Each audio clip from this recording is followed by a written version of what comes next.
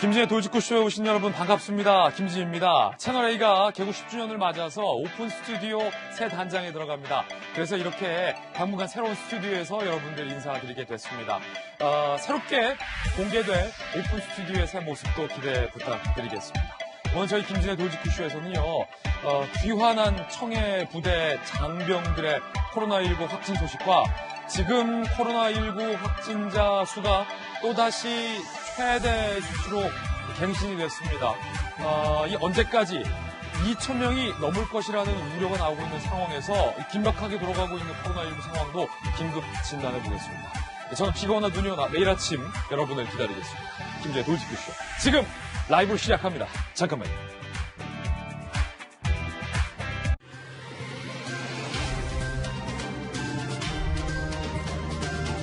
신문 읽어주는 남자입니다. 어제 늦은 밤 기준으로 이미 코로나19 신규 확진자 수가 최대치를 기록할 것이라는 전망이 우려가 나왔습니다. 잠시 후에 뉴스 속보 나오면 전해드리겠고요.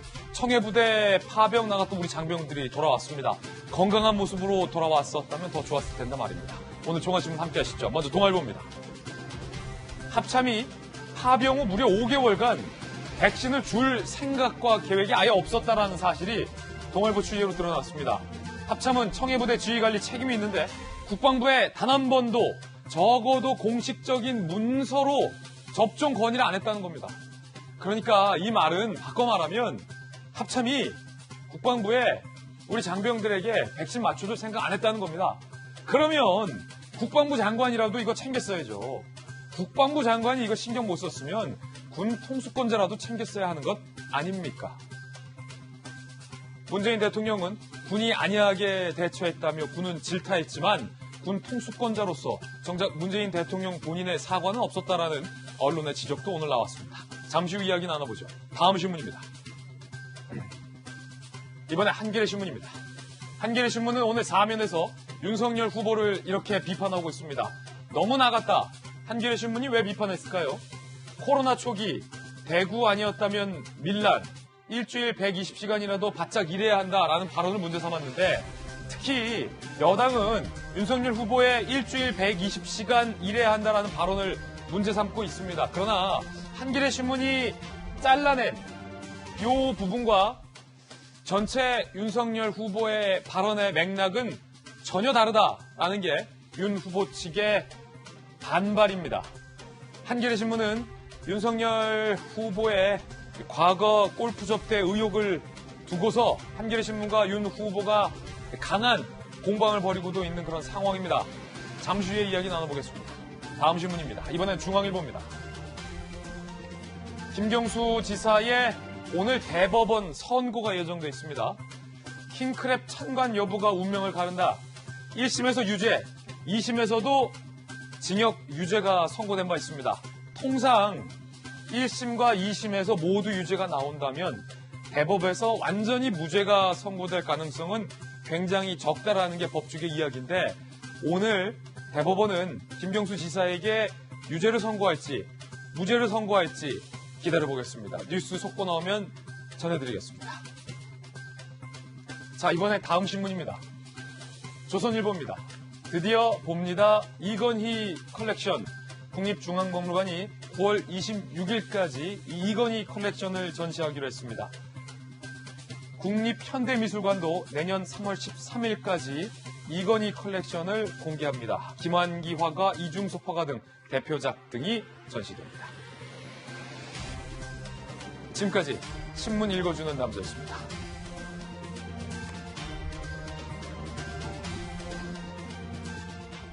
오늘 아침 함께하신 전문가들 소개해드리겠습니다. 정혁진 대표 변호사, 바르다 박 선생, 박정하 전 청와대 대변인이 나오셨습니다. 돌직구쇼 차장, 민주당의 김영주 전 의원, 청와대 출입기자 출신의 이재명 정치부 선임기자 나오셨습니다. 모두 어서 오세요.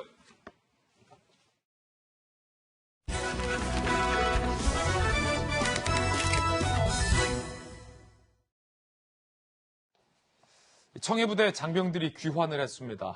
아시다시피 이 청해부대에 파견됐던 장병들, 수많은 장병들이 코로나19에 확진이 됐는데 오늘 저희 동아일보 등이 취재한 바에 따르면 아예 합참이 백신을 줄 계획조차 없었다라는 정황들이 속속 드러나고 있습니다. 홈뉴스 주제부터 공개하겠습니다. 40도 고열인데 타이레놀 2알. 이 가운데 장병들의 부모님들 가운데서 폭로가 나왔는데 열이 40도에 달하는데 타이레놀만 주었다라는 겁니다. 일단 이 의혹 영상으로부터 만나보시죠.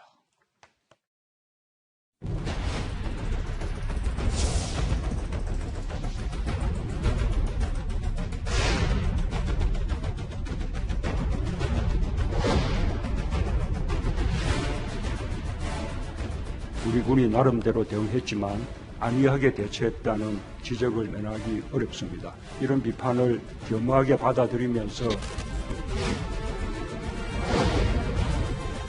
우리 장병들의 건강을 세심히 챙기지 못해서 대단히 송구합니다. 국방부 장관으로서 무거운 책임을 통감하며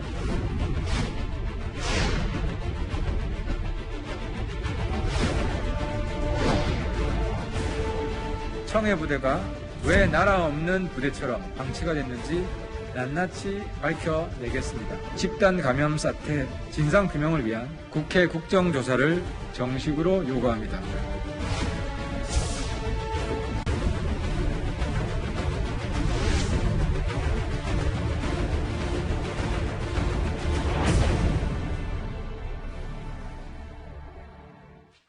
자, 오늘 이 이야기 나눠보겠습니다. 그런데 청해부대만의 일이 아닙니다. 우리 국민들 사이에 퍼진 코로나19 확진자 수가 또다시 최대치를 넘어섰습니다. 이게 걱정이에요. 코로나19 신규 확진자 1,784명, 역대 최대치. 지난 11일에서 17일 확진 사례 중 델타 변이 바이러스 검출률 40%, 지금 1,800명에 육박하는 코로나19 신규 확진자가 나온 겁니다. 중대본에서는 이게 고점이 아니다. 무서운 말이에요, 중대본. 이게 고점이 아니면은 2,000명을 넘어설 수도 있다라는 얘기거든요.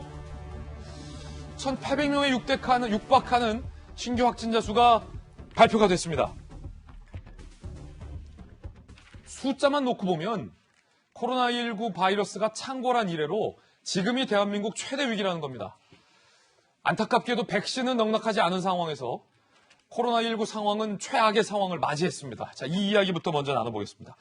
이재명 기자, 지금 정부가 사회적 거리두기를 완화하려 하다가 코로나19가 다시 창궐해서 서둘러서 사회적 거리두기 단계를 격상한 지 한 주가 지났지 않았습니까?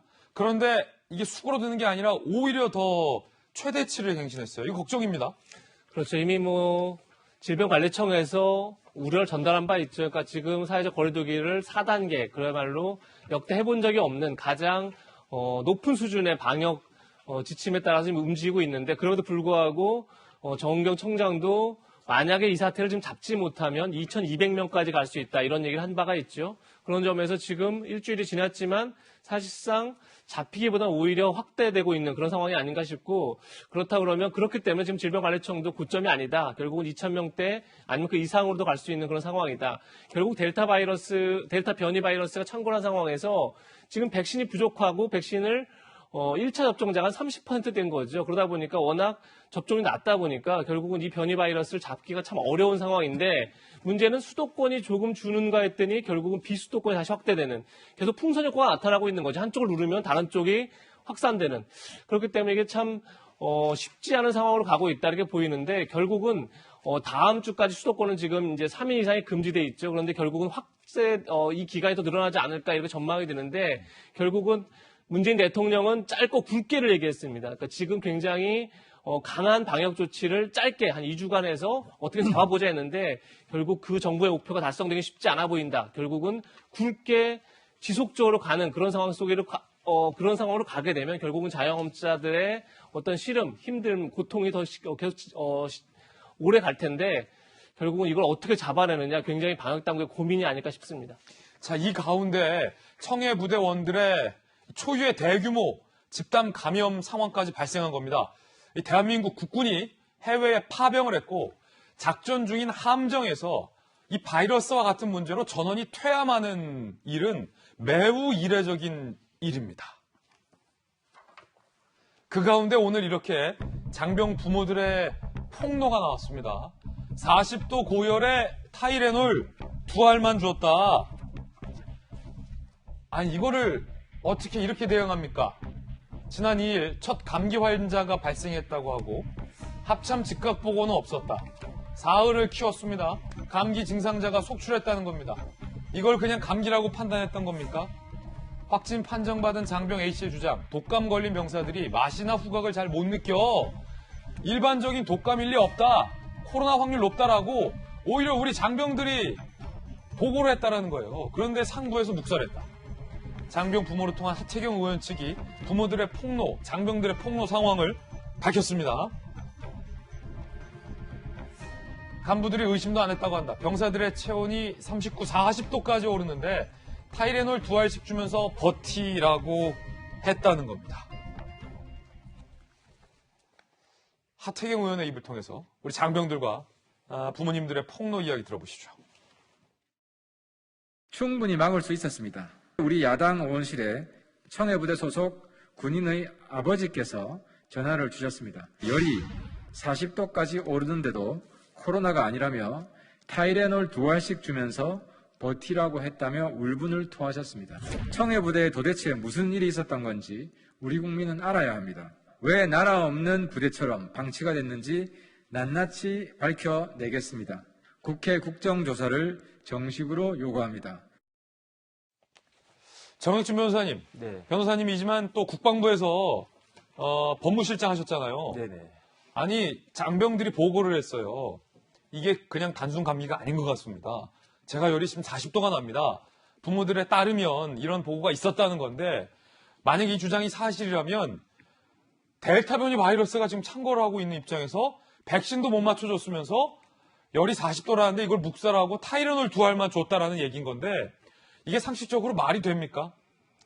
일단은 말이 안 되고요. 왜냐하면 시기도 시기이고 그다음에 그 군함이라고 하는 상황 자체가 밀집되고 그 폐쇄된 그러한 장소이기 때문에 저런 전염병이 창궐할 가능성이 굉장히 높은 데가 아니겠습니까? 그다음 제가 국방부에서 근무할 때 가끔 바로 옆에 미8군이 있어요. 그래서 이제 미8군 가가지고 뭐 회의도 하고 식사도 하고 그랬는데 그때 이제 미군들이 자랑스럽게 이야기하는 게 미군들은 고기 중에 제일 좋은 고기, 뭐 랍스터 같은 것도 제일 좋은 거를 군인들을 갖다 먹인다는 거죠. 그런데 우리나라 군인들에 대해서 저런 대우가 어떤 것이냐 말이 안 되고 청해부대가 어떤 부대냐면요. 예. 일반 부대가 아니에요. 지금 강철 부대가 굉장히 그 많이 인기가 있지 않습니까? 채널A 강철 부대. 청해부대 요원들은 어떤 사람들이냐면은 그 SSU, UDT, SEAL 이런 데에서 선발된 정예부대원들이에요. 정말로 우리나라 최고의 강철 부대고 그 다음에 옛날에 청해부대의 그 오진에 전대장이 대령이었는데 그 대령이 지금 누구냐? 해군 참모총장이에요. 아우. 그러니까 제일 우수한 간부와 그 병사들, 용사들을 뽑아가지고 그래서 청해부대를 보내는 거거든요. 그 다음에 지금 그 청해부대의 그 함정이 어떤 함정이냐면 문무대왕함인데 이게 4,400톤급이거든요. 예. 우리나라에서 가장 강력한 무기 중에 하나인데 그 문무대왕함 어디 있습니까? 그 승조원이 한 300명 됐는데 다 들어왔잖아요. 그럼 그 우리나라 최고 무기 중에 하나인 그 문무대왕함이 아프리카인지 뭐 어딘지에 그냥 버려진 채로 있는 것이 아닌가. 예. 이거는 진짜로 우리나라 최고의 정예 부대원들을 저런 식으로 대접하는 것은 정말로 너무너무 마음도 아프고 그다음에 우리나라 그 국방을 위해서도 있을 수가 없는 일이 아닌가 그런 생각이 들면서 그다음 마지막으로 한 말씀만 더 예. 드리면 청해 부대가 어디로 갔습니까? 소말리아에 갔어요.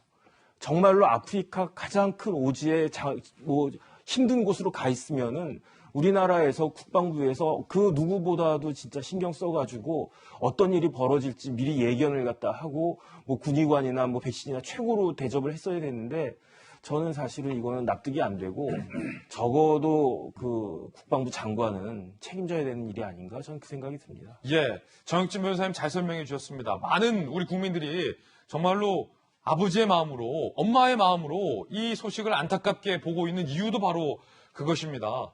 우리 생태 같은 자식들 군에 보내놨고 정말로 혹독하고 가혹한 훈련 끝에 저 오지 소말리아 바다에서 작전을 수행 중인 것도 마음 아프고 온 국민이 가슴 아픈데 거기에서 몸이 아픈데 폭로대로라면 타이레놀 두알로 버티라고 했다면 이것은 정말로 있을 수 없는 일이라는 게 많은 국민들의 분노의 이유이기도 한데 김영주 의원님 네. 어떻게 이렇습니까?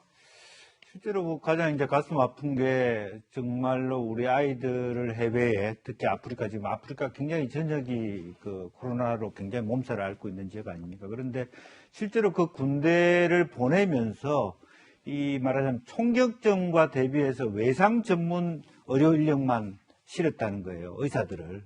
사실 이런 상태 같으면 코로나 상태 같으면 감염내과 관련된 보건을 같이 동성시켜야 된다라고 하는 측면이 하나 있고요. 또 하나는 청와대에 사실은 그 방역기획관, 김호랑 기획관이 해야 될 일이 바로 이런 일입니다. 각 부처 중에서 빈틈이 생길 수 있어요. 예. 국방부가 뭐 힘이 약하든 어쨌든 여러 가지 어떤 국민 우선이라고 하는 것 때문에 사실은 오히려 더 우선순위를 앞세워야 될 군인들을, 파병 군인들을 말하자면 그런 계획에서 제외시켰다든지 뭐 어떤 실수로 빠질 수가 있는데 그런 부분을 짚어가지고 빨리 그 백신을 맞춰야 된다라든지. 대통령님, 네. 제가 방역기획관으로서 네. 지금 우리 청해부대원들 포함해서 해외 파병 군 장병들에게 백신 수급 계획이 없습니다. 이거 네. 빨리 계획 세우라고 합참이나 국방부에게 지시해야 할 것 같습니다. 건의하는 역할이 누군가는 청와대에 했어야 했다. 그렇습니다. 왜냐하면 3월 달에 미국의 미 루즈벨트 항모에서 이런 일이 벌어졌어요. 이미? 예. 그런 일이 있었기 때문에 그 중에 600명 정도가 확진이 돼서 물론 전체 포션의 한 20% 정도 했을 때 정리를 했습니다. 그런 일이 있었기 때문에 우리나라에도 그런 일이 없지 않다라는 예상을 할 수 있어야 되는데 사람들이 아니라고 생각하고 그 사람들하고 접촉만 안 하면 된다고 하는데 바이러스균이라고 하는 것은 어차피 현지로부터 물품을 공유받거나 말하자면 음식을 실어 날려야 되지 않습니까? 그 사이에서 충분히 감염될 수 있다는 예상을 못했다는 측면이고 지금 말하자면 말하자면 기름 공급기를 가지고 300명 우리 군인들을 실어올 수 있는 그런 에너지 같으면 백신 300명분을 왜 못 갖다 줍니까? 예. 그쪽의 어떤 외교관을 통해서 지금 이제 뒤늦게 와서 국방부가 어떤 최고로 빠른 시일 내에 이게 조치가 이루어졌다 이렇게 자기는 자화자찬하고 있는데 그때 그것이 아니라 지금 그렇게 할 것이 아니라 처음에 그런 상황이 있었을 때 빨리 조기에 그 미열이 나는 아이들을 실어 온다든지 그리고 그때라도 백신을 투여해서 그런 일이 확진되지 않도록 하는 것이 그야말로 국가의 책임이고 청와대의 책임이고 국방부 장관의 책임이 아닌가 그렇게 생각이 듭니다. 예. 얼마 전 우리 군 장병들에게 제공됐다는 그 부실한 식판과 부실한 급식 사진을 보고 많은 국민들이 분노한 바 있습니다. 그런데 이 문제는 제대로 밥을 못 먹인다의 단순한 문제를 뛰어넘는 더욱더 중차대한 문제라는 게 우리 국민들의 분노와 인식일 겁니다. 이런 일도 있었다고 해요. 오늘 동아일보 취재 내용 함께 보시죠. 실태를 못 알리게 장병들을 통제한 것 아니냐.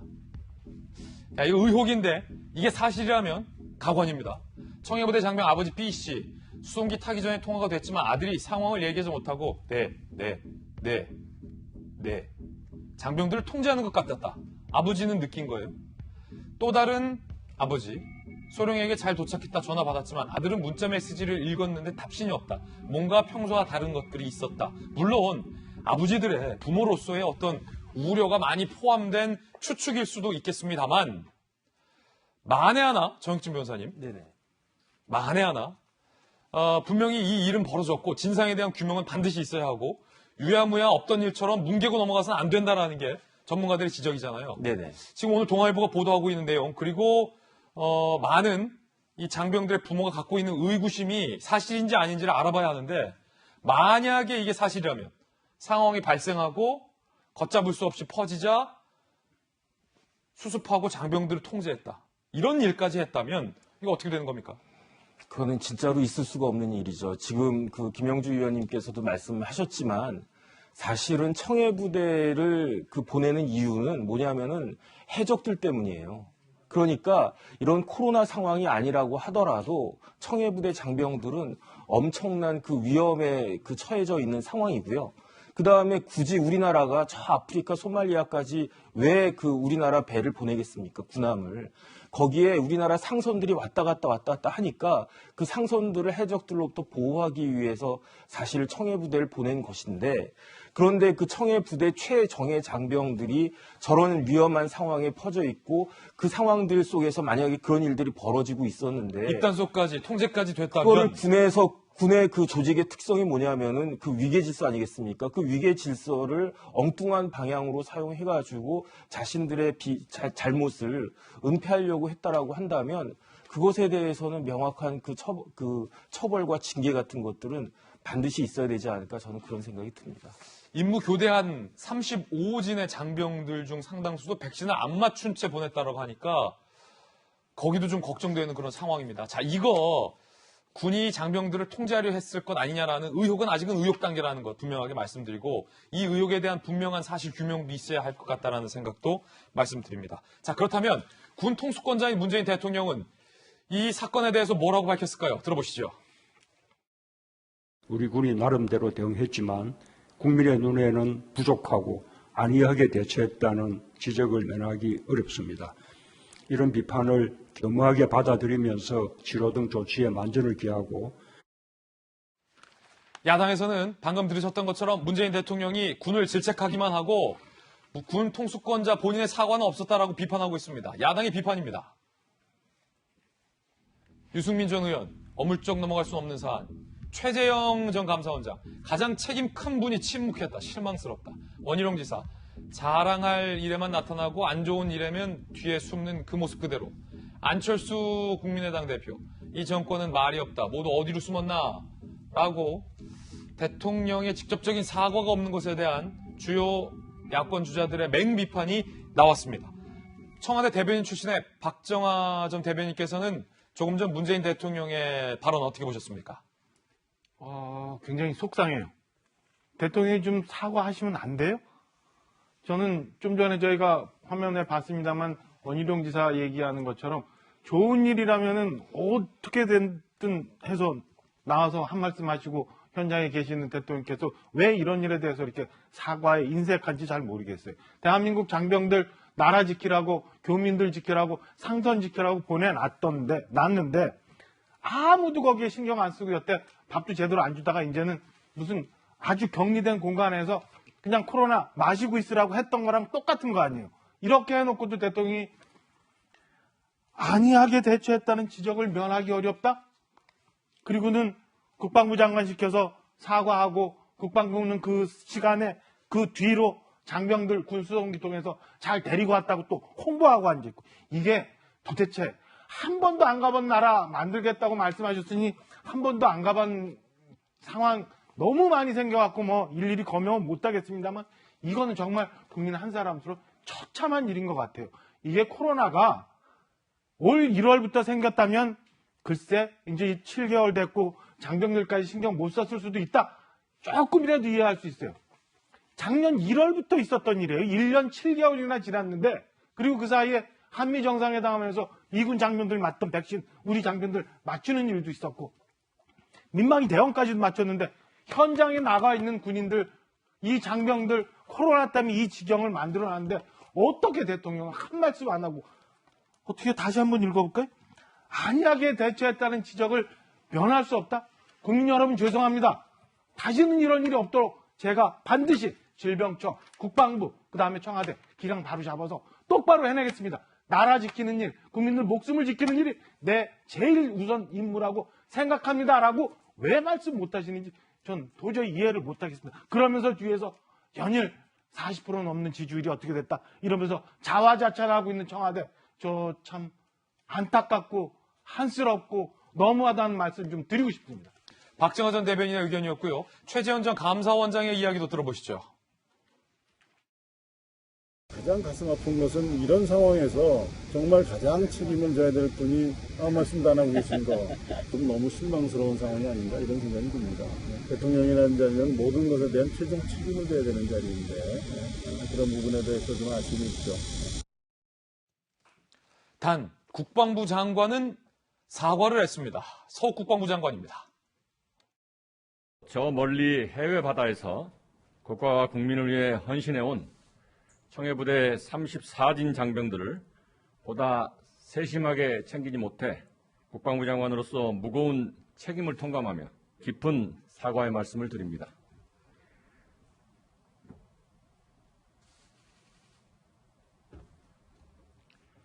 해외 파병부대 방역 대책의 문제점을 살펴보고 제반 대책을 철저하게 보완하겠습니다. 문제는 국방부 장관의 이 같은 사과가 벌써 6번째라는 겁니다. 지난해 9월 취임 후 6번 대국민 사과. 사과하러 취임하셨습니까? 2월 17일 북귀순자 경계 실패로 대국민 사과. 4월 28일 군 부실급시 과잉 방역 논란으로 대국민 사과. 6월 9일, 10일, 7월 7일 공군 성추행 피해 부사관 사망 사건으로 사과. 어제 청해부대 집단 감염 사태로 대국민 사과. 이재명 기자, 대국민 사과라는 건 정말로 이례적인 상황에서 책임 있는 가장 높은 책임자가 정말로 제한적인 상황에서 사과를 했을 때 국민들도 진정성을 느낄 텐데, 뻑하면 대국민 사과하는 국방부 장관의 대국민 사과에 얼마나 많은 국민들이 위로를 받고 진정성이 있다라고 느낄 수 있을지가 좀 걱정입니다. 그렇죠. 이미 박정화 전 대변인 충분히 말씀하셨지만, 특히나 대통령이 군을 질책하고 나서 국방부 장관이 사과를 하죠. 그러니까 모양새 자체가 어떻게 보면 국민에 대한 사과는 틀림없겠지만 굉장히 대통령의 질책에 대해서 국방부 장관이 사과하는 듯한 모양새가 돼버렸죠. 그러다 보니까 이게 지금 대통령이라는 지위가 여러 가지가 있는 거죠. 국가 수반이기도 하고 행정부의 수반이기도 하지만 또 군 통수권자이기도 하고요. 그래서 어쨌든 또 특히나 청와대는 중대 재난의 컨트롤 타워라고 여러 차례 스스로의 위치를 그렇게 자임을 해왔죠. 그런 점에서 대통령이 이 사태를 가볍게 볼 수 있느냐 이런 생각이 분명히 들고, 지금 결국은 문재인 대통령이 그렇게 비판했던 유체이탈화법을 본인 스스로도 똑같이 거기에 이제 유체이탈화법이라는 비난을 받을 수밖에 없는 상황이 된 것. 그러니까 결국 권력이라는 게 유체이탈법의 속성인 것 같은 느낌이 드는 거죠. 어떤 상황을 겸허하게 성찰해내지 못하고 어쨌든 이 여론전에서 밀리면 안 된다 이런 생각이 또 강하게 지금 작동하고 있는 게 아닌가 이런 생각을 들 수밖에 없게 만드는 이제 그런 상황이 됐지 않나 싶고, 그런 점에서 대통령의 저는 유체이탈 합법을 보고 다시 서욱 장관의 사과를 받았을 때 국민들 입장에서 과연 이 정부가 진정 있는 사과를 하고 있나 이런 이제 근본적인 의문이 들 수밖에 없는 거죠. 예. 그런 점에서 국민들 입장에서 좀 안타깝게 느낄 수밖에 없지 않나 싶습니다. 현 정부가 이 상황을 어떻게 생각하고 있고 대처하고 있는가에 대한 국민들의 평가가 중요할 텐데, 국방부 장관이 대국민 사과를 했고 대통령도 직접적인 사과는 없었습니다만 군에 대한 질책을 했는데, 정작 우리 군은 이 초유의 감염 사태를 신속한 후송 작전으로 포장을 했습니다. 상황 판단 잘하고 있는 거 맞습니까? 청해부대 집단 감염 사태 경과를 국회에 보고했는데, 국회 보고 내용 중에 우리 군사 외교력이 빛을 발휘한 사례, 최단 기간 임무 달성한 최초의 해외 긴급 의무 후송 합동 작전이다 라는 식의 자화자찬 후송 작전에 빛을 발휘한 사례다라는 국회 보고 내용이 포함되어 있다는 거예요.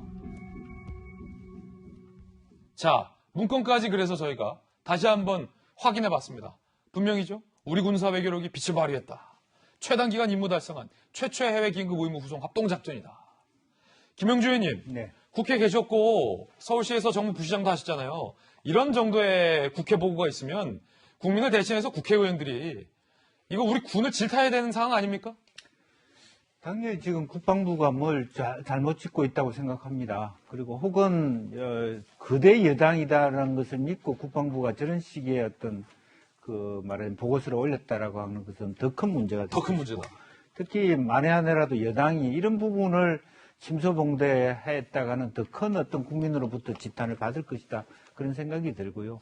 기본적으로 보면 최근에 나온 우리가 개념 중에서 국가 안보와 개인 안보 이런 부분이 있지 않습니까? 결과적으로는 최근에 들어서 개인 안보가 훨씬 중요하다. 무슨 뜻이냐면 군에 가 있는 우리 아이들의 안보가 더 중요하다는 뜻이에요. 국방부에서는. 결과적으로는 지금 현재적으로 보면 우리 군이 무슨 치열한 전투에 들어갈 가능성이 있는 것이 아니기 때문에, 그렇다면 군대에 보내놓은 부모 입장에서 봤을 때 군에 있는 장교나 장군들이 우리 아이들이 건강하게 군 활동을 잘할 수 있도록 만전을 다하는 그런 측면에서 국방부의 장관이나 여러 가지 많은 어떤 지휘 계통에 있는 분들이 다시 한번 살펴봐야 될 것이다라고 생각이 들고요. 저렇게 4번, 5번의 어떤 연속적인 6번의 사과가 있다라고 하는 것은 정말이지 사실은 현재 군대에서는 처절한 개혁이 필요하다. 그리고 정신무장을 다시 한번 해야 된다라고 하는 것을 말해주는 것이다. 그렇게 봅니다. 정익준 변호사님, 군에 계셨으니까, 군에 몸담았으니까, 아니 이런 국회 보고면 관행적으로 어쨌든 효율적으로 잘 우리 군사들을 데려와서 어떻게 후속 작업을 잘 했다라는 보고는 어쩔 수 없이 좀 있어야 할 부분도 이해가 돼요. 그런데 홍보할 때가 있고 안 할 때가 있고 자화자찬할 상황이 있고 안 할 상황이 있고 다리를 뻗고 누울 상황이 있고 몸을 움츠리고 고개를 숙여야 할 상황이 있는데 이런 상황 판단을 군 내에서 아무도 제대로 못한 겁니까? 어떻게 이런 보고가 올라옵니까? 솔직히 말씀드리면 저는 그 승조원들 300여 명, 우리 정말로 귀한 우리의 그 장병들, 이분들을 신속하게 후송한 거 굉장히 잘했다라고 저는 생각을 해요. 이 청해부대 관련해가지고, 코로나 관련해가지고 가장 잘한 것은 이렇게 300여 명 되는 그러한 우리나라 그 군인들을 빨리 이렇게 우리나라로 국내로 들어오게 한 것, 이건 굉장히 잘했다라고 그나마 생각을 갖다가 하는데, 그거는 저희 같은 국민들이 그래도 이제 더 확산되지 않고, 만약에 정말로 생각하기 싫지만 그 한 명 한 명 아까운 일당 100의 그 최고 용사들인데, 그런 사람들 중에 한 명이라도 어떤 안 좋은 일을 당했으면 어땠을까? 그런 일이 그 일이 발생하지 않도록 한 것은 잘했다라고 우리 같은 국민들이 할 이야기지. 그걸 어떻게 국방부 해군에서 저런 이야기를 할 수가 있겠습니까? 그거는 정말로 매를 버는 것이 아닌가 그런 생각이 들고, 그냥 장기적으로 그렇게 깊게 생각하는 것이 아니라 눈에 드러난 것에 대해서 그냥 미봉책으로만 눈앞에 그 잘못을 가리기에만 급급하는 모습이 너무나 명백한 것이 아닌가, 일단은 그런 생각이 듭니다. 문제는 군이 파병을 해놓고 적어도 5개월간 백신을 줄 생각과 계획을 안 했다라는 겁니다. 2월 초 백신 미접종 상태로 출항을 했어요. 그땐 그럴 수 있어요. 이해할 수 있는 상황이에요. 그럴 수 있어요. 백신 수량도 부족했고 수급도 정부가 여의치 않았고 작전은 수행해야 되니까 일단 급하게 출항시킬 수 있어요. 조심하면 되니까. 그런데 합참이 5개월간 국방부에 단 한 차례도 백신 접종 필요성을 건의하지 않았다라는 것. 만에 하나 조금 더 사실관계 파악이 필요한데 국방부에서도 백신 좀 보내줘야 되는 거 아니야?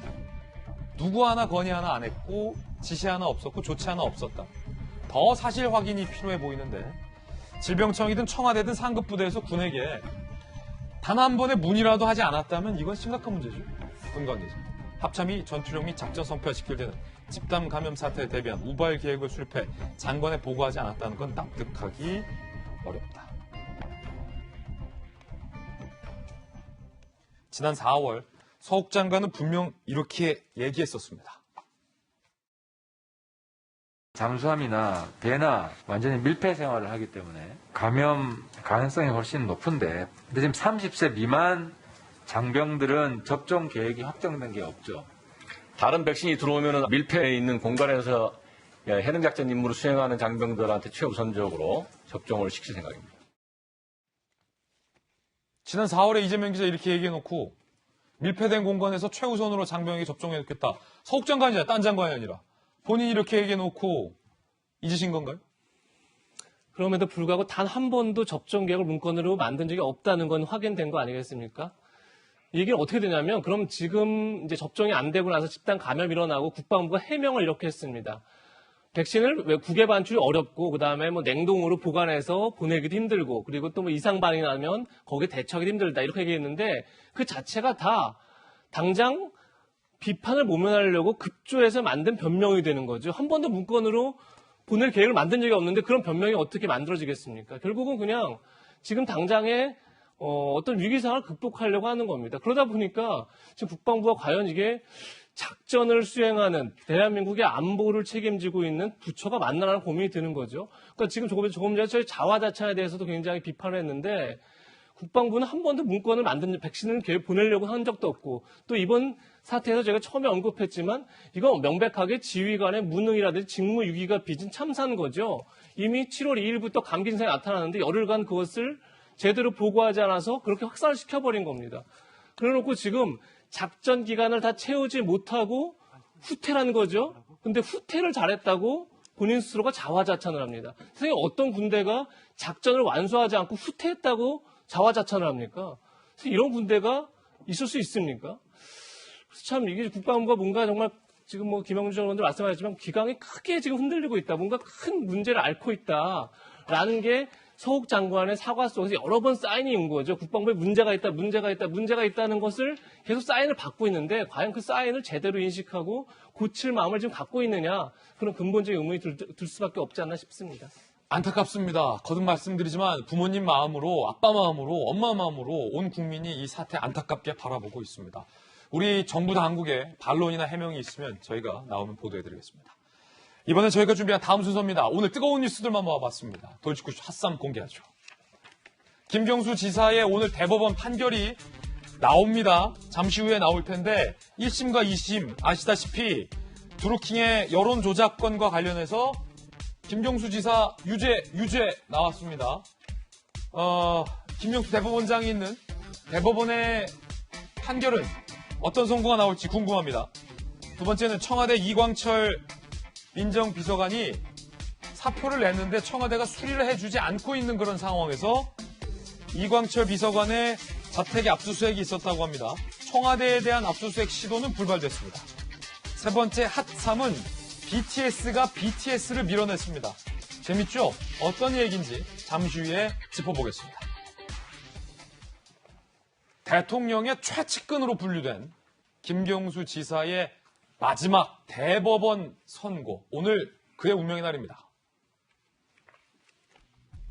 드루킹 댓글 여론조작 공모했다는 혐의, 샌다이 총영사를 제안했다는 혐의, 1심 모두 유죄, 2심에서는 댓글 조작 혐의, 여론조작 공모라는 거죠. 유죄. 오늘 대법 선고입니다.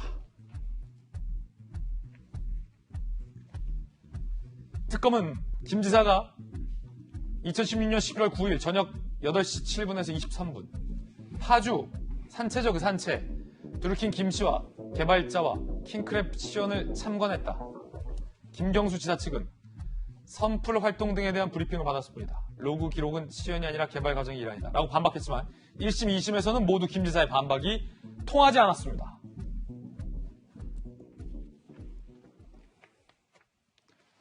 김경수 지사가 2심에서 유죄가 나왔습니다.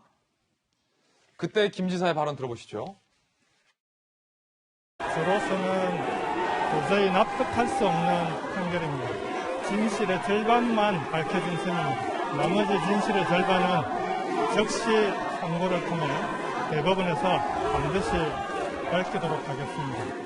단순 지지자 관계가 아니고 드루킹과의 밀접한 관계를 인정하셨거든요. 온라인 지지 모임들과 정치인의 관계는 저는 크게 다르지 않고 정도의 차이라고 생각합니다. 사안이 뭐 복잡한 것 같지만 전혀 복잡하지 않은 사안입니다. 정익진 변호사님, 네네.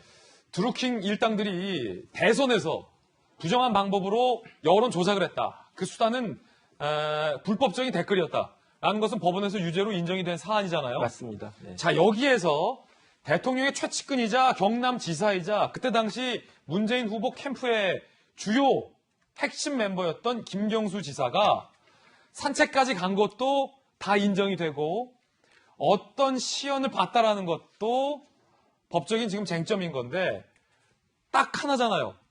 드루킹이 댓글 조작하고 있는 것 김경수 지사 눈으로 그때 봤고 다 알고 있었냐? 네. 공모했냐 아니냐? 1심, 2심에서는 다 유죄였죠. 네네. 그래서 일단은 이제 대법원이니까 나올 수 있는 판결 제가 봤을 때 크게 셋 중에 하나예요. 첫 셋 중에 번째 하나다. 기각, 항소심 판결이 다 맞다. 그다음 두 번째는 파기 환송 다시 고등법원으로 보낼 수도 있고요. 그다음 파기 자판이라는 것도 있어요. 이건 대법원에서 아예 결론을 내리는 건데 파기 자판이 나올 가능성은 제가 봤을 때 거의 없어 보이고. 그럼 둘 중에 하나네요? 기각 아니면 파기 환송일 텐데. 그러니까 기각은 뭐 유죄라는 거예요, 무죄라는 거예요? 기각은 예를 들어서 양쪽 다 기각이라고 하면 이게 경우의 수가 한 4가지 정도가 있어요. 왜냐하면 죄가 2가지이고 유무죄가 갈렸기 때문에 업무방해죄와 공직선거법 위반죄. 업무방해죄는 지금 앵커가 이야기하신 것처럼 킹크랩을 이용한 댓글 조작. 그 다음에 공직선거법 위반죄는 샌다이 총영사 관련된 오퍼가 있지 않았습니까? 그러니까 그것이 공직선거법 위반죄인데, 그런데 1심에서는 공직선거법 위반죄가 유죄로 나왔지만 항소심에서는 무죄가 됐단 말이에요. 그렇기 때문에 제 생각에는 아마 기각될 확률이 제일 높다라고 객관적으로는 판단이 됩니다. 그 이유는 기각이라는 게 무슨 뜻이에요? 유죄라는 거예요, 무죄라는 거예요? 업무방해죄만 유죄라는 거죠. 댓글 공모, 네, 댓글 조작 공모는 유죄가 나올 가능성이 있다. 그 이유는 첫 번째로 1심하고 2심하고 모두 다 유죄가 나왔어요. 사실 그게 가장 큰 핵심 혐의예요. 네네. 근데 그렇죠. 그 킹크랩이 샌다이 총영사보다 훨씬 더 중요한 이슈였죠. 그런데 1, 2심이 모두 유죄가 나왔는데 대법원은 법률심이기 때문에 새로운 아주 특별한 사정이 나오지 않는 한 1, 2심에서 유죄가 나오는 것이 대법원에서 바뀌는 경우는 상당히 극히 드물고, 그 다음에 두 번째로 제가 더 중요하게 생각하는 것은 드루킹이 유죄가 나왔잖아요. 그 다음에 드루킹이 다 이야기를 했잖아요.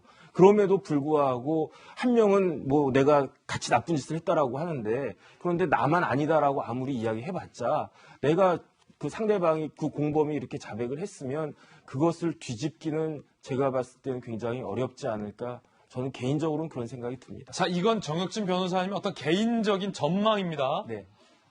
김 지사는 이에 대해서 봤지만 댓글 조작하고 있는지는 몰랐다. 라고 혐의를 부인하고 있는 상황. 박정아 대변인, 만약에 대법원에서 어떤 선택을 할지 모르겠습니다만 정혁진 변호사의 예측대로 만약에 경우의 수에 따라서 드루킹이랑 같이 댓글 조작 공모했다.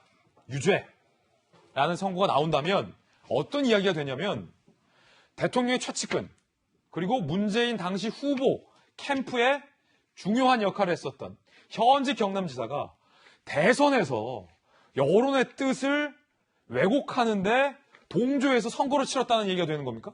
그렇게 되는 거죠. 지금 저도 개인적으로는 사실은 무슨 그 선거를 도와줬던 사람한테 무슨 자리를 제공해서 어떻게 했다는 이런 선거법 위반 혐의에 대해서는 별로 관심이 없어요. 문제는 뭐냐면 지금 말씀하신 것처럼 과연 민주주의의 근간이 될 수 있는 선거에 드루킹, 킹크랩 이런 걸 가지고 여론을 왜곡하고 조작을 했느냐가 제일 중요한 거거든요. 제가 볼 때는 관건이 아까 말씀 주신 것처럼 김경수 지사가 산채를 갔어요. 산채를 갔고 그게 여기선가 시연이 되고 있는데 나는 그 시간에 닭갈비 먹느라고 그걸 봤느냐 못 봤느냐 이것만 가지고 쟁점이 되고 있는데 저는 이게 만약에 대법원에서 항소심 판결처럼 이게 유죄라고 나온다면 저는 우리 지금 이루어지고 있는 정치 행위들한테도 굉장히 많은 영향을 미칠 거고요. 지난 대통령 선거에 대해서도 상당히 많은 의문을 받게 되는 엄청난 사건이라고 생각해요. 지금 그리고 여당 대선에서 나오고 있는 무슨 네거티브니 검증이니 무슨 댓글 조작이니 이런 것까지도 다 영향을 미칠 굉장히 중요한 것이기 때문에 저는 만약에 이 킹크랩 시연이 유죄로 나온다라고 하면은 우리 사회 그리고 정치에 굉장히 많은 영향을 미칠 거고 우리 국민들이 그동안 잘못된 여론을 가지고 계속 현혹되면서 무언가 정치적인 판단을 해오고 선거를 해왔다는 위험한 상황으로 빠지는 거거든요. 저는 굉장히 오늘 중요한 판단이 나올 수 있는 상황이고 그 결과에 따라서 굉장히 혼돈스러운 상황도 있을 거라고 생각이 듭니다. 왜냐하면 여러분 이 사안은요 이렇게 봐야 됩니다. 댓글 갖고 그래. 글쎄요. 이미 현 정부는 특검 수사를 통해서 전 정부의 국정원 댓글 사건과 관련해서 엄격하게 수사를 했고 법을 집행한 바 있습니다. 뉴스를 봤을 때 주요 포털 사이트의 뉴스에 우선적으로 달리는 가장 공감을 많이 받는 댓글의 성향에 따라서 그 뉴스를 읽는 일반 시민들의 판단에 중요한 영향을 미칠 것이라는 학문적인 연구도 나왔고 그 같은 공감하에 국정원 댓글 사건에 대해서 현 정부가 그 어떤 때보다 엄격하게 재단을 해왔거든요. 김영주 의원님, 네. 만약에 유죄가 나온다면 이런 상황인 거예요. 일단 지난 대선에서 댓글 조작은 있었다는 거예요. 드루킹 일당들이. 김경수 지사가 이번에 유죄를 받으면 그 댓글 조작에 현 대통령 캠프의 주요 책임자가 연루돼 있다는 얘기니까 이것은 국민들이 받을 충격이 뭐 상상 그 이상 아닙니까? 그렇습니다. 이제 결과적으로는 현 대통령의 당선에 있어서 어떤 그 정당성에 상당한 상처를 받게 되죠. 결과적으로 정당한 방법으로 선거운동을 했느냐, 페어플레이를 했느냐 하는 문제가 됐고, 이전에도 마찬가지로 지금 뭐 김용판 의원이 그렇게 얘기하는 이유가 뭐겠습니까? 국정원 댓글 사건에 대해서 윤석열 전 총장이 과도했다 이런 얘기들을 했던 것이고, 예. 그게 준한 형평성이 있는 수사를 현재 하고 있느냐의 문제까지 이어지고 있는 부분이 될 것이고, 그래서 차제 이 부분은 전 정권이나 현 정권이나 만약 유죄가 된다라면 가차없이 철퇴를 가함으로써 예. 어떤 선거 캠프라는 이름으로 여론 조작이라든지 말하자면 어떤 유권자들에 대한 조작 행위가 절대 있어서는 안 된다는 의미를 가질 것이고, 그리고 그런 면에서 실제적으로 보면 지금 현재 포탈에서도 가짜 뉴스냐 어떤 뉴스를 말하자면 전면에 배치하느냐에 대한 논쟁도 다시 한번 전면적으로 불붙을 가능성이 크다 그렇게 보여집니다. 이재명 기자 추가 질문 드리겠습니다. 만약에 김 지사가 대법원에서도 유죄가 나온다면, 왜냐하면 1심, 2심에서 유죄가 나왔기 때문에 이런 질문을 드릴 수밖에 없잖아요. 국민들의 알 권리를 위해서. 이렇게 될 수도 있겠죠.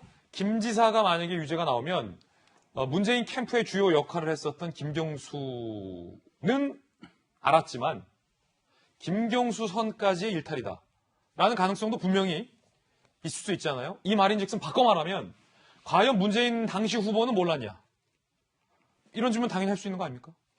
야권은 당연히 그 부분을 집중적으로 공격을 하겠죠. 만약 유죄가 나온다면. 그렇죠. 뭐 조금 전에 이제 김영준 의원께서도 말씀하셨지만 당선의 정당성에 상처를 줬다 이제 이렇게 표현하셨는데, 사실 국정원 댓글 사건 때도 마찬가지였지만 사실 국정원 댓글 사건의 숫자보다 드루킹 댓글이 훨씬 더 많은 숫자가 지금 이제 검찰에 포착되고 그것이 이제 혐의에 들어가 있는데, 사실 댓글을 가지고 정말 여러 가지 주장돼서 그것이 실제 당선의 당락을 좌우했느냐라고 볼 수는 없을 수 있죠. 거기에 대해서 부정할 수 있지만 기본적으로 민주주의의 여론이, 특히나 지금은 사이버 여론, 온라인 여론이 굉장히 중요하죠. 실제 뭐 우리가 초연결 사회에 살고 있다, 네트워크 사회에 살고 있다 얘기하지만 온라인 여론이라는 게 어떻게 보면 선거 캠페인에서 지금은 가장 핵심 중에 핵심이 돼버렸습니다. 그런 상황에서 온라인 여론을 조작하려 했다는 것 자체가, 그러니까 그것이 실제 당락에 얼마나 영향을 미치냐를 떠나서 했다는 것 자체가 어떻게 보면 민주주의의 선거를 왜곡했다라고 이제 비판을 받을 수밖에 없는 대목이 있는 거죠. 그런 점에서 아마 김경수 지사가 오늘 유죄가 나오면 그것은 문재인 대통령이 알았느냐 몰랐느냐 떠나서 문재인 캠프 차원에서 여론 조작이 있었다라고 이제 야권은 강하게 주장할 테고, 거기에 대해서 이제 상당히 여권도 방어하기는 어려운 그런 이제 상황이 되지 않을까 싶습니다. 자, 많은 분들이 얘기하셨듯이 이번 대법원의 결과에 따라서 앞으로 예정되어 있는 대선 판도에 상당한 영향을 끼칠 것으로 보입니다. 김경수 지사가 조금 전에 입장을 밝혔다는데 이야기 들어보시죠. 수긍을 하게 됐습니다. 의원님, 이거 선거 앞둔 신경은 좀 어떠신지 한 말씀 해주세요. 백선을 다 했으니까 지켜봐야죠. 그때 확실히 하시나요? 제가 할 수 있는 진실을 밝히기 위한 노력을 다했다고 생각합니다. 지금 도민들이 좀 많이 관심을 가지고 있는데 도민분들께 좀 한 말씀 해주시면 뭐 저를 믿고 기다려준 도민들께는 감사드리고요. 자, 대법원에서 무죄 취지의 선고가 나올 수도 있다라는 말씀도 드리겠습니다. 두 번째 핫쌈 뉴스입니다. 이광철 민정비서관의 자택의 압수수색, 청와대는 불발. 어제 공수처가 별장 성접대 윤중천 허위 면담 보고서 작성 의혹 관련해서 이거 뭐 외압이 있었던 거 아니냐라는 의혹이 제기된 이광철 민정비서관의 자택을 압수수색했고요. 청와대의 시도는 불발됐습니다. 공수처는 오늘 다시 청와대 압수수색 절차를 재개할 예정이라고 합니다.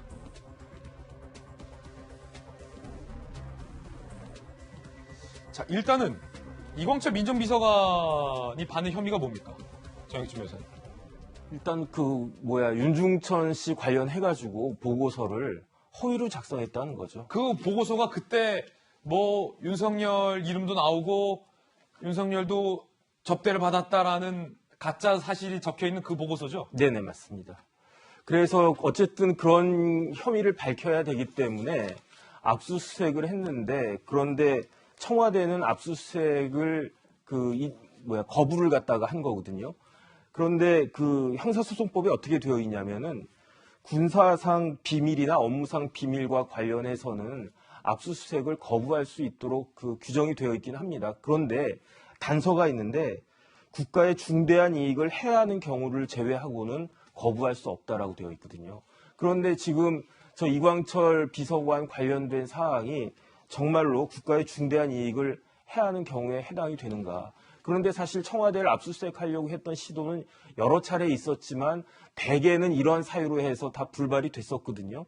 그런데 그 이전에 검사들은 뭐 일을 잘 못하고 또 이렇게 좀 악한 측면도 있고 했기 때문에 검사들의 압수수색은 우리가 받아들일 수 없다라는 취지로 혹시 말할 수 있을지는 모르겠지만 지금 압수수색의 주체가 누구냐면은 공수처 아니겠습니까? 그러면 어렵게 만든 공수처가 정말로 처음으로 청와대를 압수수색한 건데 여기에 대해서 이전에 청와대 검찰이 압수수색했던 것과 똑같은 이유를 들어가지고 거부를 하는 것은 참 공수처 입장에서도 좀 별로 이렇게 좋은 모양이 아닌 것 같고, 어쨌든 제가 봤을 때 형사소송법 규정에는 지난번과 마찬가지로 그 위법하게 대응하는 것이 아닌가, 저는 그런 생각이 듭니다. 이게 이제 많은 국민들이 잘 아시겠지만 부연 설명을 조금만 드리면 왜 이 윤중천 허위 면담 보고서 개입 의혹이 중요하냐면 그때 당시에 이 버닝썬 사건 때문에 온 국민의 분노가 들끓는 상황에서 여권에서 그리고 청와대에서 추진하려 했었던 이 검경 수사권에 지장을 주는 것 아니냐라는 우려 때문에 혹시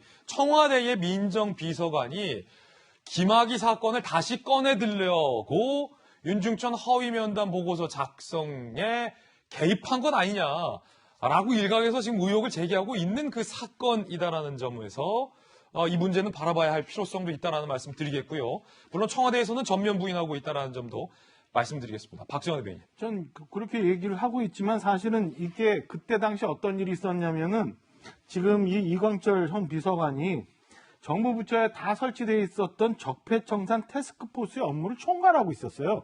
그러면서 윤중천 허위 보고서를 작성을 했던 이규원 검사랑 그때 당시 굉장히 많이 통화를 합니다. 그러니까 당연히 이 이광철 비서관이 뭔가 개입돼 있었던 것 아니냐 이런 의혹이 있는 건데요. 친한 이 검사는, 그러니까 통화를 자주 했던 이 검사는 허위 보고서를 작성했고 그거를 받아서 한겨레 신문 등등은 허위 내용을 보도했는데 말도 안 되는 보도를 했고 그 뒤에 이 비서관이 있었던 건 아니냐. 굉장히 많이 통화를 했으니까. 그리고 그게 의혹이죠. 태스크포스 담당 책임자기 때문에 그런 의혹이 있는 거예요. 당연히 수사를 해야 되는데 저는 그거 말고 다른 얘기를 좀 해보고 싶어요.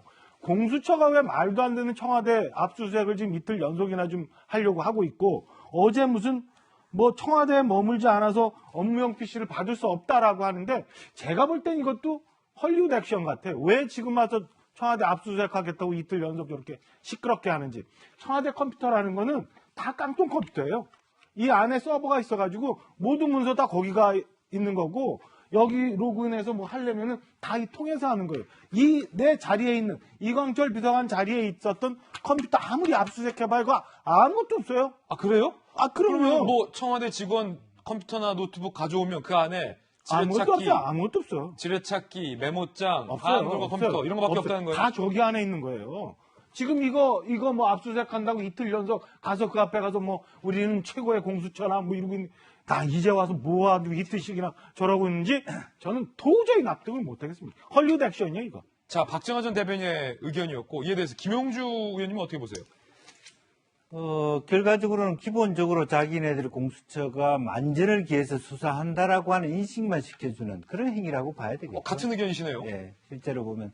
다른 한편으로 보면 현재 지금 공수처가 아직도 충실할 정도의 검사진이나 수사진이 확보되지 않아서 실제로 청와대 컴퓨터가 저런 지경에 있는지 저런 상황인지도 파악하지도 못하고 압수수색하러 갔다 그러면 더 큰 일일 것이고 이제 그런 면에서 지금 이제 아예 오히려 이런 어중간한 형태의 압수수색은 봐주기식 수사 아니냐, 면피용 아니냐 이런 비판을 받을 수 있기 때문에 좀 더 철저한 어떤 계획을 가지고 수사를 해야 된다 생각이 듭니다. 자, 물론 이 공수처의 수사의 진정성을 단정할 수는 없다라는 말씀 드리겠고요. 컴퓨터 청와대 업무용 컴퓨터라 하더라도 무언가 다른 문서나 메모가 있을 수도 있기 때문에 공수처에서는 그 점을 노렸을 수도 있다라는 가능성에 대해서도 여전히 함께 말씀드리겠고요. 앞서 언급됐던 이 이광철 민정비서관이 허위 면담 보고서 작성에 개입된 건 아니냐라는 것은 여전히 의혹 단계이다라는 말씀도 분명히 드리고 이 비서관과 청와대는 이 의혹에 대해서 강하게 부인하고 있다라는 말씀도 기존의 청와대 입장도 다시 한번 밝혀드립니다. 함께 여러분들께서 보시면서 이 사안을 판단하시면 좋을 것 같습니다. 자, 이번에는 세 번째 핫삽 뉴스입니다. BTS가 BTS를 밀어냈습니다. 이건 뭔 소리? 자, BTS 전문가, BTS 팬, 이지민 기자. BTS가 밀어낸 BTS, 이게 뭔 소리입니까?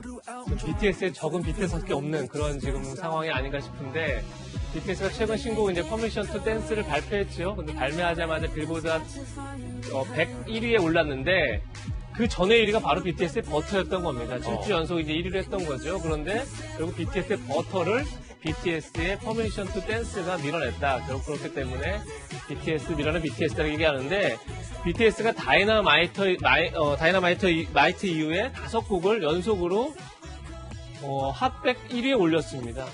그 올리는 시간이 이제 한 10개월 정도가 걸렸는데, 그 전에 5곡 연속 핫백 1위에 올린 게 마이클 잭슨이었다고 그래요. 그런데 그게 1988년도 얘기입니다. 마이클 잭슨급이라는 거네요. 그렇죠. 마이클 잭슨이 9개월 만에 5곡을 이제 1위에 올렸는데, 그것이 1988년이었다고 그러면 33년 만에 지금 이제 BTS가 그 기록을 이제 깬 건 아니지만 이제 기록을 근접한 거죠. 아니, 우리 소방차는 혹시 저기야 못 올랐습니까?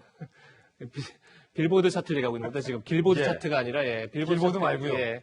빌보드 차트이기 때문에 이제 소방차는 아니고, 근데 어쨌든 그렇게 되면 그야말로 21세기엔 처음 있는 일인 거죠. 그러니까 5곡을 연속으로 1위에 올린 것 자체가. 그런 점에서 그 전에는 이제 비틀즈가 한 6개월 만에 5곡을 1위에 올렸다고 하고, 그 다음에 마이클 잭스가 한 9개월 만에, 그리고 33년 만에 BTS가 다시 이제 10개월 만에 5곡을 1위에 올렸는데, 결국 21세기 팝 황제다 이렇게 말해도 무방할 정도로 지금 BTS의 상승세가 어마어마한 게 아닌가 싶습니다. 그러니까 이번에 신곡을 냈고 그 신곡 제목이 PTD예요. 영어 약자가 나오니까 BTS PTD인데 Permission to Dance. 그러니까 댄스를 허가하라. 이런 제목인데 영상 보시죠.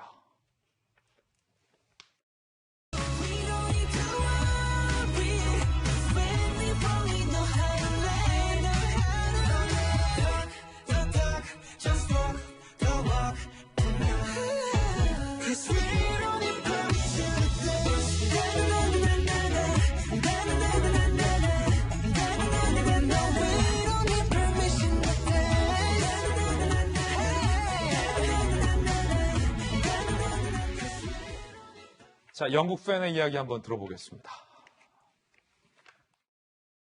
So exciting to see this, and it's allowing, deaf armies and deaf people in general, as well as sign language, to become normalized.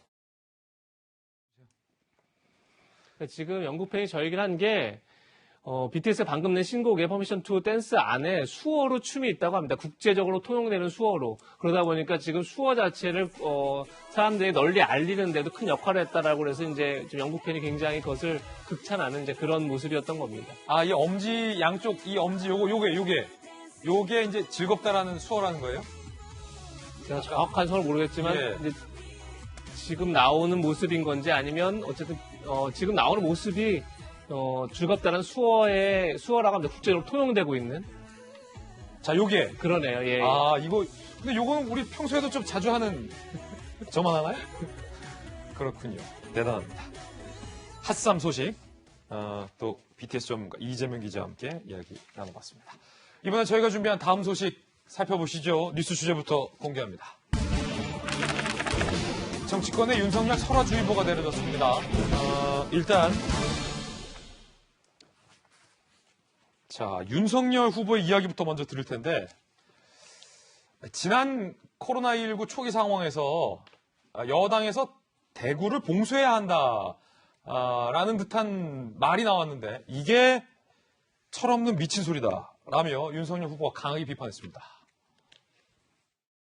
대구의 이 코로나 확산을 저지하기 위한 의료진과 이 시민들의 노력을 지원해주기는커녕 무한 봉쇄처럼 대구를 봉쇄해야 된다는 그런 참 철없는 미친 소리까지만 나온 그 와중에 대구 이 시민들의 자존심이 굉장히 컸을 것으로 상실감이 컸을 것으로 이제 생각을 하고 이 K 방역을 만들어낸 데가 바로 이 장소, 바로 여기 아닙니까? 이 지역분들이 특히 죽겠다는 소리를 잘 안 하시지 않습니까? 초기에 이 코로나가 확산되는 곳이 대구가 아닌 다른 지역이었더라면 아마 밀란부터 일어났을 거다 하는. 자, 윤석열 후보가 철없는 미친 소리다라고 강하게 비판했었던 여권의 발언, 대구 봉쇄 들어보시죠. 봉쇄 정책을 극대화시켜 전파를 최대한 차단하고 지역사회 확산 방지를 위한 방역 대책을 적극 추진하며 대구, 경북, 청도 지역은 감염병 특별관리 지역으로 지정하여 통상의 차단 조치를 넘어서는 최대한의 봉쇄 정책을 시행, 확산을 조속히 차단하기로 하였습니다. 자, 이 발언을 윤석열 후보가 문제 삼은 겁니다. 이 같은 발언에 송영길 대표는 이렇게 비판했습니다. 그야말로 억가 정치의 대표가 아닌가 생각합니다. 그 봉쇄는 사람을 봉쇄하려는 게 아니라 코로나를 철저히 막자라는 취지로 해석을 해줘야지 이걸 억지로 까서 국민을 분열시키고 대구의 지역 감정을 하는 언어를 하는 것은 대통령 예비 후보의 격에 맞지 않는 언어다. 김병민 전 비대위원 나오셨습니다. 어서 오세요. 네. 김 비대위원님, 지금 윤석열 후보는 저 봉쇄 발언을 강하게 비판했고 그래서 송영길 대표는 그런 윤 후보의 발언을 비판했습니다. 어떻게 보십니까? 억가라는 표현을 쓰죠. 억지로 비판한다라고 하는 메시지인데 사실은 억지로 비판이 아니라 작년도 봄, 초 코로나가 창궐하던 시기에 대구의 상황들을 지켜보게 되면 정말 있을 수 없을 정도로 고통스러운 나날들이 진행이 됐었고 여기에 대해서 당시 민주당의 대변인의 발언들이 엄청난 대구 시민들에게 상처를 줬습니다. 그리고 총선에 앞두고 있었던 시기였던 만큼 민주당에서도 잘못에 대한 인정과 함께 대변인 사퇴를 했던 기억이 나고 있는 상황이거든요. 대변인 사퇴했어요? 잘못한 그 거 당시에 인정하고? 대변인에 대한 문제를 분명히 인지하고 있었던 상황이기 때문에 억지 비판이 아니라 과거 대구 시민들이 이러한 여러 가지 어려움이 있었음에도 불구하고 이를 슬기롭게 이겨냈다라고 하는 내용에 방점을 찍고 싶었던 것이 아닌가 싶고요. 윤석열 전 총장의 표현 중에 이제 밀란이라는 표현 때문에 조금 여러 가지 구설수에 오르는 것 아니냐 얘기를 하게 되는데 지금이야 우리가 코로나 시국이 워낙 좀 장기화되다 보니까 있었던 어려움을 극복하는 국민들의 모습이 보이지만 당시 처음 코로나가 시작됐던 2020년 초기를 보면은 그 당시 국제적인 기사 속에서 유럽의 주요 대도시 코로나 때문에 폭동 위기 이런 얘기들이 나옵니다.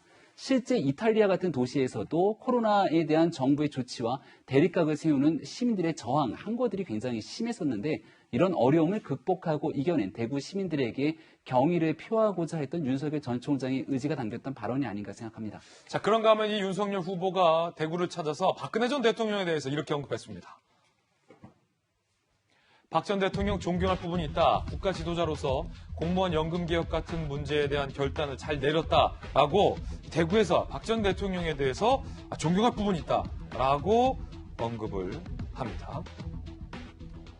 자, 그런데 박승배 변호사님 나오셨습니다.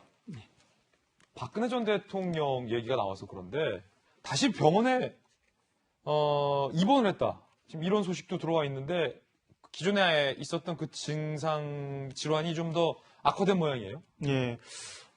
상당히 병원이 악화돼 가고 있는 것 같습니다. 이에 따라서 서울 성모병원에 어제 또는 오늘부터 입원을 한다는 소식이 전해지고 있는데 그렇군요. 이에 따라서 광복절을 맞아 문재인 대통령이 사면을 할지를 두고 고민이 깊어질 것 같습니다. 광복절 사면은 문재인 대통령으로서는 올해가 마지막입니다. 그런데 이미 박근혜 전 대통령은 구속된 상황이었지만 실제로 상당한 병원으로 인해서 통원 치료도 여러 차례 받아왔었고 입원 치료도 받았던 전례가 있고요. 이번에는 상당히 병원이 깊어지면서 입원 치료까지 이르게 되었습니다. 이런 상황이라면 국민의 정서를 고려하고 또 퇴임을 하기 이전에 사면을 충분히 고려해 볼 수 있을 만한 상황인 것 같습니다. 그렇지만 사면을 결단했을 때 그로 인해 받아들이는 국민들이 비판하는 목소리도 상당히 높을 수 있어서 청와대로서는 그 고심이 깊어질 수밖에 없는 상황으로 보입니다. 그렇군요.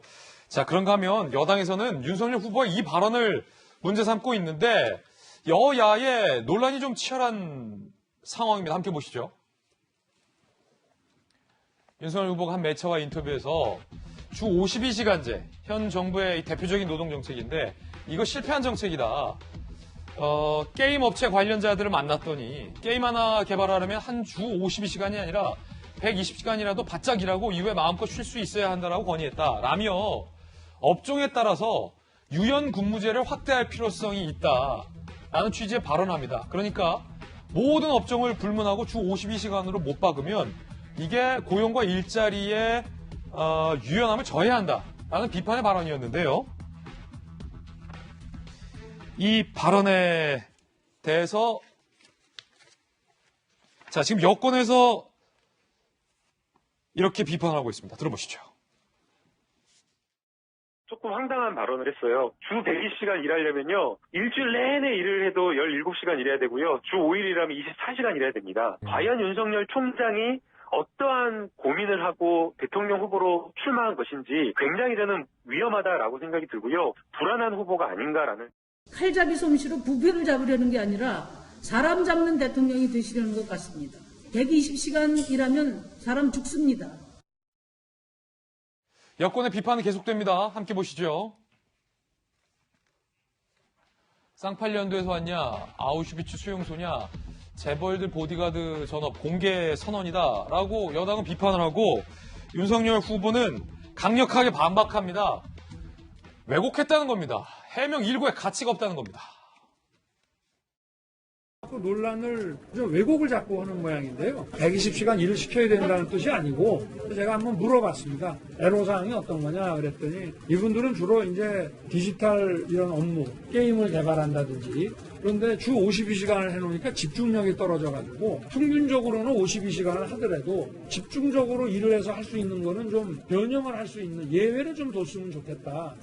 그 얘기를 제가 한 것이고 마치 제가 120시간씩 일하라 라고 했다는 식으로 이렇게 왜곡해서 일고에 가치가 없는 얘기고요. 이재민 기자, 윤석열 후보와 여권에서 강하게 이제 논박을 벌이고 있는 대목. 이 기자는 어떻게 봅니까? 글쎄요, 일부에서는 그러니까 일단 윤석열 전 총장이 전한 거는 본인의 얘기를 전하는 게 아니라 스타트업을 하는 한 청년 대표가 주 52시간제가 좀 불합리하다. 그러니까 업종별로 그리고 기업 규모별로 뭔가 차등이 있어야 되는데 그런 게 없이 일률적으로 적용하다 보니까 스타트업들은 진짜 도대체 어떻게 버티냐 이제 이런 문제 제기를 했겠죠. 그러면서 그 청년 대표가 했다는 얘기를 전하는 겁니다. 그러니까 뭐 일주일에 120시간 일하더라도 그 다음에 쉰다든지 이렇게 어쨌든 노사가 탄력적으로 근무 시간을 운영할 수 있게 해줘야 되는 거 아니냐 이런 이제 문제 제기를 했다는 거고 사실 그런 문제 제기 자체는 여러 번 있었던 거죠. 그리고 실제 우리나라도 이제 일부분 예외 조항을 두고 있기도 하고요. 그런데 다만 이제 윤석열 총장이 뭐 굳이 120시간 얘기했어야 되느냐 이런 문제를 할 수 있지만 어쨌든 이건 그냥 하나의 예로 든 거죠. 그런 점에서 오히려 이거야말로 아까 송영길 대표가 얘기했던 억가가 아닌가. 억지로 지금 뭐 이제 윤 전 총장의 발언을 비판하기 위해서 약간 민주당에서 좀 억지스럽게 민주당 내지 이제 여권 진영에서 또 진보 진영에서 억지로 좀 이런 문제를 제기하고 있는 게 아닌가 생각이 들고 다만 이제 이 문제 제기를 했으니까 오히려 정치권은 어떤 논의를 해야 되냐면 전 기본적으로 주 52시간제라는 이런 법적으로 근무 시간을 규정하는 게 과연 현재 21세기 4차 산업혁명 시대에 맞는 거냐. 저는 근본적으로 생각을 하거든요. 그러니까 산업화 시대 때는 어쨌든 노동자의 휴식권을 보장하는 차원에서 정부가 개입할 수밖에 없었다. 이렇게 생각이 들지만 지금 시대에 과연 법적으로 이런 근무 시간을 제한하지 않으면 근로자에 대한 노동 착취가 이루어진다? 이런 것들이 과연 지금 현재 시대에 맞느냐? 과연 근로자들이 원하는 건 오히려 정당한 그러니까 근무 시간에 대한 정당한 보상이 아닐까라는 생각도 들고 여러 가지 이제 문제제가 있을 수 있기 때문에 오히려 그것에 대한 정치권의 논의로 확대시켜 나가는 게 오히려 그 대선 때 이런 것들을 이제 논의해서 결국은 국가 정책을 만들어가는 건데 그런 과정으로 가야지 그야말로 예를 든 걸 가지고 이렇게 문제 제기하는 건 굉장히 억지스러운 비판이 아닌가 싶습니다. 자, 이재명 기자의 의견 들어봤습니다. 그런데 여권에서는 문제를 삼고 있고 특히 조국 전 장관도 이 논쟁에 참전했습니다. 주 5일 24시간을 일해야 120시간이다. 역시 이제 120시간 그 단어를 문제 삼죠. 대량 과로사의 지평선을 여는 제안이다. 라며 비판 게시물 6개를 조국 전 장관이 게재했다고 합니다. 자, 이에 대해서 국민의힘 전 비전전략실장 김근식 전 실장은 피고인 교수라서 수업도 연구도 안 하고 월급 받아 교수 직종에 주 52시간 비현실적인지 조국은 모른다. 윤 해코지 그만하고 주 52시간이라도 일 좀 해라. 만평도 뭐 하나 올라왔다고 하는데 함께 보시죠.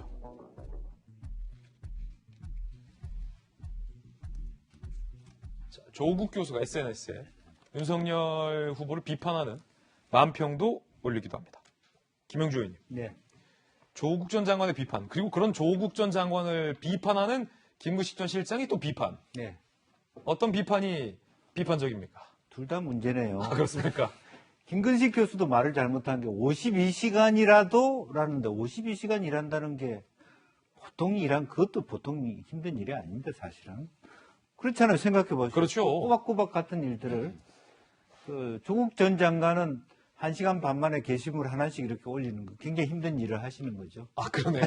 그러네요. 그런데 본업은 안 하고 예. 본일을 한다는 데 문제가 있죠. 그렇군요. 예. 돌직구입니다. 사실은 제가 국회 한노위도 했습니다만 정말 우리나라 가야 될 방향은 유연 안정성입니다. 유연 안정성. 그런 의미에서 윤석열 총장의 방향은 저는 맞다고 판단하는데 아쉽게 생각하는 게 조금 더 깊이 생각했어야 돼요. 120시간을 일하라 이런 표현은 생각이 없이 이야기가 문제의식만 앞서 있다는 것이거든요. 최소한 열심히 일을 하더라도 60-70시간 정도로 일을 하고 그 다음에 놀고 이렇게 표현이 돼야지 120시간 일하고 이렇게 표현한다는 것은 그냥 그 어디서 들은 이야기 자체에 공감했다. 내가 그런 방향이 맞다고 지지한다. 그 외에 깊이 있는 생각이 없다. 그런 뜻일 수도 있기 때문에 그 방향은 올 때, 즉 유연 안정성, 자기가 탄력 근무제를 통해서 정말 집중적으로 일하는 동안은 일하는 방법이 21세기 4차 산업혁명 시대에 맞다. 그 포인트를 하고 그 정책을 조금 생각하면서 표현도 좀 가다듬었으면 좋겠다. 그런 말씀을 드립니다. 예. 자, 이번에 최재형 전 감사원장과 관련된 소식도 함께 보시죠. 여당에서 이경 전 상근부 대변인이 이렇게 문제 삼았습니다. 언론에 입양 얘기 더 하지 마라. 입양됐다고 하는 게 정서엔 좋지만 외부에 알려지는 거 좋은 방법 아니다. 라고 비판합니다. 그러자 최재형 전 감사원장의 아들이, 큰아들이죠. 입장을 냅니다. 저는 당당하다. 우리 아빠가 더 입양 사실을 언급하고 전했으면 좋겠다. 아, 우리 아들 대단하네요. 언급 많아야 저처럼 극복할 수 있는 발판이 된다. 라고 반박을 했다는 소식도 들어와 있습니다. 이번에 저희가 준비한 다음 뉴스로 이어집니다. 함께 보시죠. 조족 지혈대 도정농단. 무시무시한 발언들이 양쪽에서 나왔습니다. 조족 지혈이다. 도정농단이다. 이게 다 무슨 얘기일까요? 들어보시죠. 제가 알지도 못하는 사람들이 한 일인데 징계하고 직위 해제하는 게 나로서는 최선을 다한 것인데요. 근데 모르는 사람이라고 그러면 우리가 국정농단이라는 게 뭐였습니까? 도지사님이 전혀 모르는 사람을 연봉 8,800만 원을 받는 유관기관의 임원으로 누군가가 임명을 했다는 건데 도정농단이죠, 이거는? 도정농단부터 한번 살펴보겠습니다. 박성배 변호사님, 이낙연 후보 측에서 이재명 후보와 관련된 이 SNS 비방방해 책임자 뉴스를 언급하며 자꾸 모른다고 하는데 그 모르는 사람을 연봉 8,800만 원에 누가 임명했느냐, 이거 도정농단이다라고 비판했습니다. 이거 어떤 겁니까? 이 지금 유관기관의 임원을 이 단체 채팅방을 개설해서 선거운동을 해왔다는 거죠. 그 과정에서 네거티브 공세를 해왔다는 것이고 이 문제를 제기하자 이재명 지사 측에서 나는 그 사람을 제대로 모른다고 답변을 합니다. 이에 대해서 모르는 사람을 유관기관 임원으로 임명하고 선거법 위반에 해당할 여지가 있는 행위를 하게 방치해 두는 것 자체가 도정농단에 해당한다. 즉 박근혜 전 대통령의 국정농단에 비유하는 듯한 발언까지 나오고 있습니다. 모르는 사람이 나서서 일을 한다? 이 자체가 도정농단에 해당하는 큰 문제라는 취지입니다. 사실 이 사건에서 유관기관의 임원이 선거운동을 하는 것 자체가 공직선거법 위반인지는 논란의 여지가 있습니다. 법적으로 따져봐야 할 문제인데 이낙연 전 대표는 단순히 공직자로서의 처신이 부적절하다는 수준을 넘어서서 선거법 위반으로 의율해 본격적인 조사가 이루어져야 한다는 입장인 반면에 이재명 지사 입장에서는 이미 내가 상당히 앞서고 있는 주자인데 여러 사람들이 선거운동을 하는 과정에 내가 일일이 개입할 필요도 없고 그 상황을 이용할 필요도 전혀 없는 상황이었었다. 문제 제기를 하는 것 자체가 일종의 네거티브라면서 강력하게 반박을 하고 있는 상황입니다. 이에 대해서 이재명 후보 측은 조족질이다 라고 답합니다. 들어보시죠.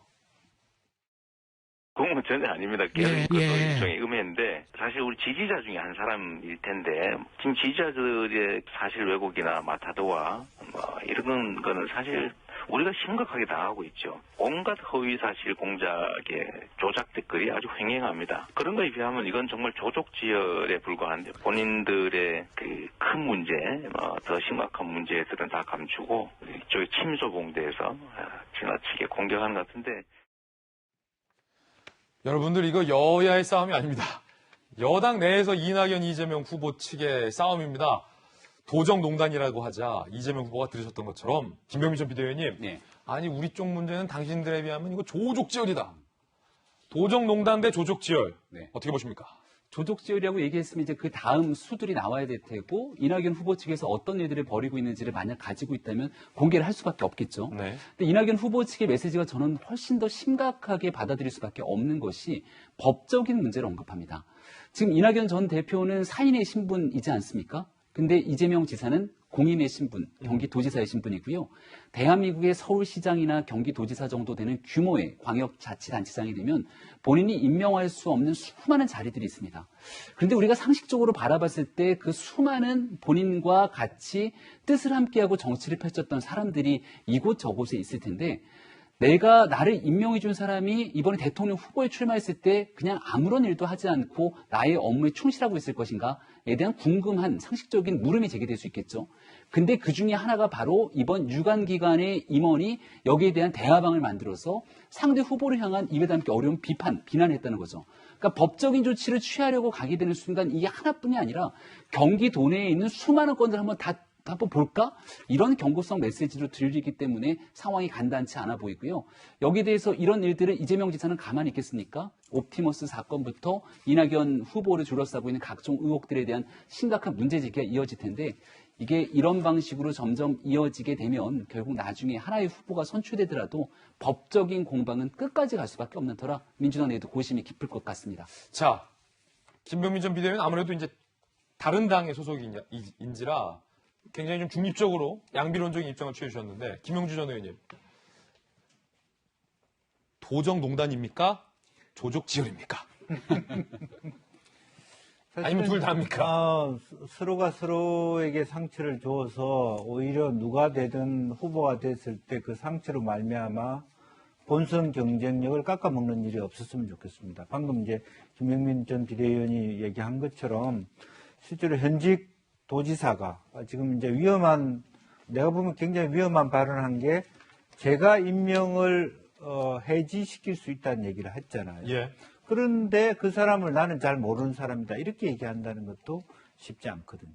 그분이 그 전에 성남FC 임원이었다가 이렇게 이 자리로 오기까지의 과정이 누가 돌봐서 그 자리로 갔는가 또 왜 연방이 있는가 유관기관이라고 하더라도 실제적으로 보면 경기도의 예산에 상당수가 가고 있는 것이고 잘못하면 이게 상당히 큰 어떤 선거법 위반일 수가 있는 거죠. 또 혹은 교활하게 느껴질 수도 있는 거거든요.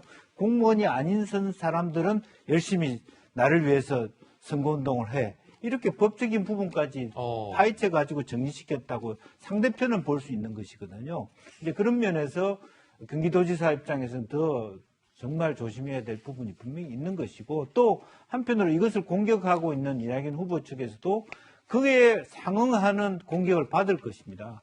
여러 가지 본인이 갖고 있는 여러 가지 의혹들도 있기 때문에 결과적으로 하나의 공격을 하면서 이것이 정말 나를 위한 수가 될 수 있는가를 정말 잘 따져보고 해야 될 때가 아닌가 그렇게 생각이 듭니다. 자, 박성현 변호사님, 이낙연 후보 측에서는 이 의혹을 선거법 위반 아니냐라고 문제 삼고 있기 때문에 어떻습니까? 이게 선거법 위반입니까?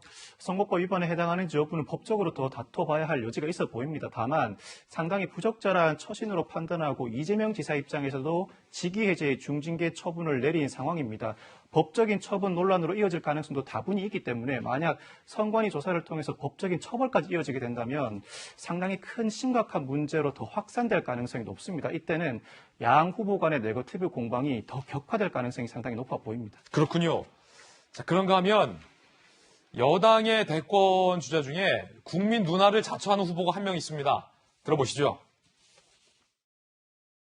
이 지사 엄호를 하셨어요. 왜 그러셨어요? 본인 광을 팔기도 바쁜 판국에. 특별히 엄호를 한 게 아니고 예. 이 지사나 누구나 다 제가 다 공천장을 드렸죠. 다 키운 거죠. 내가 대표 시절에. 네. 네. 당내 경선에 네. 좀 이렇게 금도를 넘는 인격모독 이런 표현들은 제가 좀 있는 데서 안 했으면 좋겠더라고요. 그랬더니 국민 누나가 됐다 그러더라고요. 이낙연 후보의 반등 요인은 어떻게 분석하십니까? 꽝이 이제 추락하기 시작하면서 빠지는 표들이 이낙연 후보에게 가는 거 아니냐 하는. 근데 그 표들은 다 저한테 나중에 오게 돼 있다. 자, 왜 이재명 지사에 대한 엄호 발언을 했는지에 대한 충분한 이유였고. 근데 왜 국민 눈알로 가는 겁니까? 이재명 기자. 그러니까 이제 본인이 지금 결국은 이 온라인상에서 굉장히 비방전이 치열하게 전개되고 있죠. 사실 지금 여권 커뮤니티를 들어가도 쉽게 해서 이낙연 후보 쪽, 이재명 지사 쪽, 뭐 또 추미애 전 장관 쪽 서로 나뉘어서 상대해서 엄청나게 입에 담기 힘든 차마 볼 수도 없는 그런 비방전이 전개되고 있습니다. 그런 점에서 이제 추미애 전 장관은 그것에 대한 문제의식을 느꼈고 이재명 지사를 꼭 옹호하려고 하는 게 아니라 그런 것을 하지 말자라는 이제 얘기를 했던 거고 그러다 보니까 결국 이제 모두를 다 감싸 안는 국민 누나가 됐다 이제 본인에게 표현한 건데 전 추미애 전 장관의 문제의식에 대해서 굉장히 동일합니다. 그러니까 지금 이게 이재명 지사 쪽의 문제만도 아니고 이낙연 전 대표 쪽의 문제만도 아니라 지금 서로에 대한 비방전이 너무 제가 보기엔 지나치게 전개되고 있고 그런 점에서 모든 후보들이 이런 자기 지지자를 향해서 이런 비방전에 대해서 자제할 것을 촉구하는 게 바람직하다는 생각이 듭니다. 예. 저희들은 60초 광고 후에 돌아오겠습니다. 잠시 후에 뵙죠. 예, 오늘 저희가 준비한 소식 모두 다 전해드렸습니다. 저희는 내일 아침 8시 50분에 더욱더 풍성한 소식 들고 인사드리겠습니다. 오늘 하루는 분명 어제보다 나을 겁니다. 좋은 하루 되십시오. 고맙습니다.